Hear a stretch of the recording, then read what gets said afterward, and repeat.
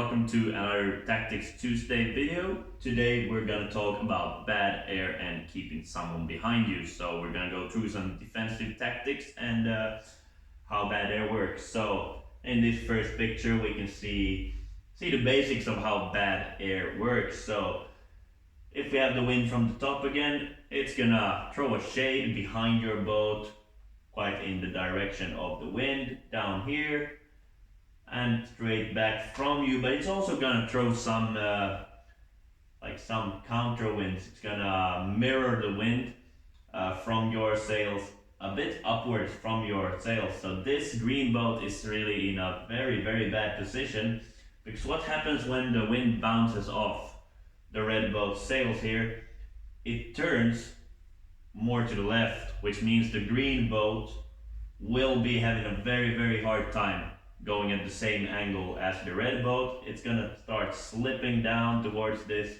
slowing down a little bit, and eventually fall straight behind, which is a very bad position as well. This blue boat, well, it's just got slower air, more turbulent air, worse air than the red one, so it's also a bad position to be in, but this is pretty much the shape that it's gonna be in. And the bad air can stretch as far as 10 mast lengths behind the boat in light air, and then a little bit shorter in stronger winds. Alright, then bad air on the downwind, the shape looks pretty much the same. It's very logical. You have the wind coming from the back, and it's just gonna throw a shade in that direction. So this blue boat is in a bad position. It needs to do something, or it's gonna be overtaken by the red one. So it's got a couple of options. It can go up more out of the bad air, or it can jibe away, right? Now, as I said, we're gonna talk about keeping someone behind you today. So first rule of thumb is to stay between the next mark or the next point where you're going and the boat you're trying to keep behind you. So as we see here, from the red boat, a straight line up to the upwind mark, and the blue boat is in a very nice position to keep the red one behind you. And the reason for this, why this works, is that as the boat is in front, if you stay between the red boat and the next mark, you're always gonna gain on whatever wind shift there's gonna be, and you're usually gonna get the wind, the puffs and the gusts before the red one. So if we look at this one, this is just another illustration of it. Stay between the boat and the next mark. Same thing. And here we'll go through why this works. So imagine we have a header here. So what's gonna happen is something like this. So if we have a header, we have the boats going next to each other, the wind turns away, it's gonna be clear that the red boat is behind after that.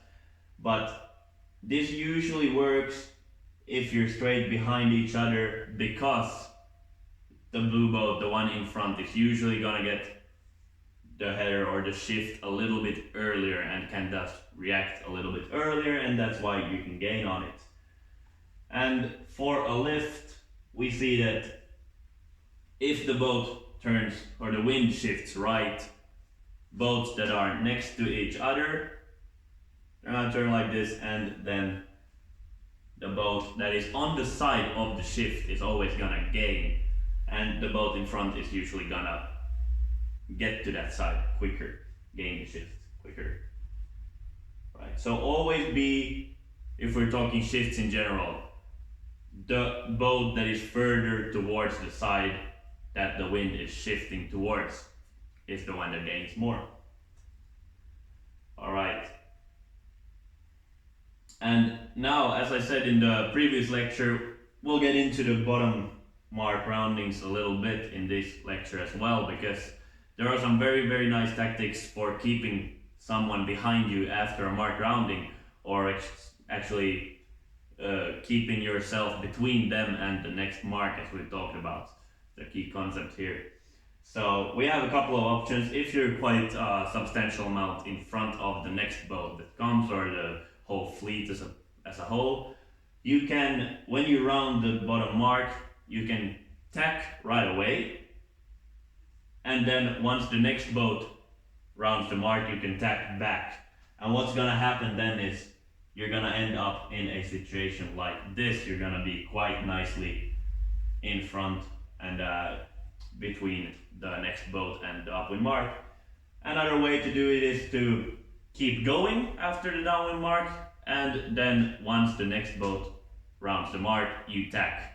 And then you have the option, if they tack, you're gonna be quite nicely in between, and if they keep going, you can tack once you're in between them, or they're starting to get further out to that side than you. So these just give you a lot of control over the fleet or the next boat for the next upwind, and this works just the same way with the upwind marks. So you can jibe right away and then jibe again once the next boat rounds the mark, or vice versa. Alright, so then we have the ley lines. As I mentioned, the corner situations are very important. Now this is maybe not something you want to do that far out. You don't want to do it in the corner, but if you're approaching the ley line somewhere closer to the upwind mark, with say 50 meters left to the upwind mark, this is a good chance. You go on starboard, you're the blue boat, then the red boat in this case is stuck. They cannot tack before you tack, because they will just run into you on port, and that will be their fault, and they're gonna have to do a penalty turn or get protested in the race or such. So one opportunity, you tack on the ley line, seems reasonable. You go the shortest route, but the problem here is that this red boat will then tack at the same time, stay pretty close to you, and they will have overlap against you or over you. And once you reach the 3 boat length circle, they're gonna have right away, or they're gonna have room to mark. So you need to let them round in front of you and leave enough room for them to round the mark. And that's a problem. But we can counter this by not tacking.